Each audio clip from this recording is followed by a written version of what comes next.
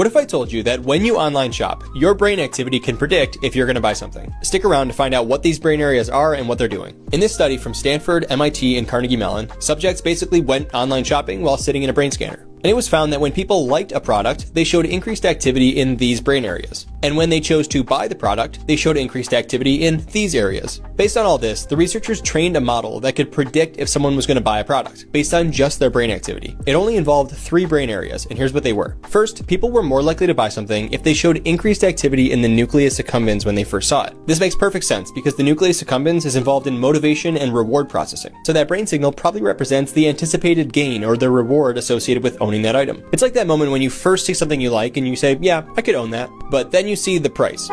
And if that price was excessive, people showed increased activity in a brain area called the insula, which has been linked to anticipated loss. Interestingly, the insula is also activated by pain. So when people showed less activity in the insula, they were more likely to buy the item. And finally, people were more likely to buy the item when they showed increased activity in the medial prefrontal cortex. The authors proposed that this is where those gains and losses are integrated and compared. And when those gains exceed those losses, I love these kinds of studies, which look at like the neuroscience of ordinary things. And while this may seem kind of useless because most people don't online shop in a brain scanner, maybe it's a step towards helping people who struggle to control their online spending. So if you love neuroscience and you want to understand your brain, please follow along for more cool studies.